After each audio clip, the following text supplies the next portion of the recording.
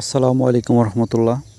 আজকে পবিত্র শুক্রবার, জুমাবার, এবং আজকে আমরা সকাল সকালই ঘাস কাটবো এবং ঘাস কাটার পরে একটু আগে আগে গরুকে গোসল দিয়ে জুমায় যাব এবং জুমার নামাজ শেষ করে একটি দাওয়াত আছে, সেখানে যাব ইনশাআল্লাহ। তো আজকে আমি একাই ঘাস কাটার জন্য আসছি, দেখতে পাচ্ছেন বাগানের ভিতরে। তো সবসময় আমি কাঁচি দিয়ে ঘাস কাটি, তো আজকে আমি কাঁচি দিয়ে ঘাস কাটবো না, হাত দিয়ে টেনে উঠাবো ঘাসগুলো এবং টেনে এই ঘাসগুলো উঠিয়ে খুবই সুবিধা। এবং গাছগুলো দেখতে অনেকটা দুবলা ঘাসের মতো এবং এগুলো ছোবা ছোবা এবং ছড়িয়ে ছিটিয়ে থাকে মাটিতে, এবং টেনে খুব সহজেই গাছগুলোকে তোলা যায়। এবং গাছ কাটা শেষ করে মোটামুটি আজকে আমি 100 কেজির মতো গাছ কাটছি এবং কালকে আমরা ঘাস কাটবো না, কালকে অন্য কাজ আছে, এই জন্য একটু বেশি করে ঘাস কাটলাম আজকে। এবং ঘাস কাটার শেষে বৃষ্টি হয়েছিল এবং বৃষ্টির সময় আমি বাড়িতে এসে কাপড় চেঞ্জ করে আবার গেছি গাছগুলোকে ভরে আনার জন্য, এবং ইতিমধ্যে ঘাসগুলো একটু ভিজে গেছে বৃষ্টিতে।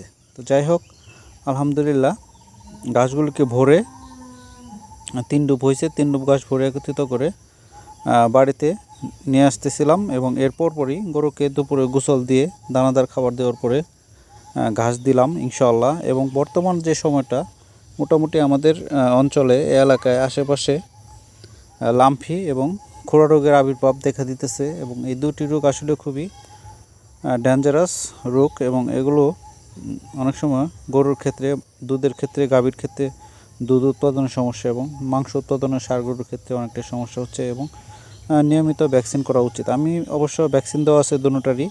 এবং এরপর পরই আমরা জুমার নামাজ শেষ করে ইনশাআল্লাহ রওনা দিয়েছি। দাওয়াতটি অর্থাৎ বলতে আমার মামাতো বোন দুলাভাই, উনি মারা গেছে প্রায় আজকে মাসখানিক হয়ে গেল। তো আজকে ওনার দোয়া এবং মাহফিল, এবং আমরা সবাই চলে যাচ্ছি এখানে এবং আসছি আলহামদুলিল্লাহ। জুমার নামাজ শেষে ইমাম সাহেব আসছেন এবং দোয়া দরুদ মোনাজাত হবে, এবং এরপর পরই খানা দানা শেষ করে বাড়িতে চলে আসতে হবে, কারণ বাড়ির সব লোকই আমরা অনুষ্ঠানে চলে আসছি। এবং আমাকে একা এবং খুবই তাড়াতাড়ি বাড়িতে ফিরে আসতে হবে, কারণ বাড়িতে কেউ নেই। এবং এরপর পরই আমরা মোনাজাত শেষ করে মোটামুটি আমরা খাবারের জন্য অপেক্ষা করতেছিলাম, এবং আসলে খাওয়া দাওয়া শেষ করে এরপরই আমরা চলে যাব বাড়িতে। তো একটি কথা বলে রাখি, আসলে এই দুনিয়াটা আসলে কিছু না, 2 দিনের জন্য, এবং যে কোনো সময় আমরা চলে যেতে পারি। সবাই চলে যাব, যে যত বড় হই না কেন।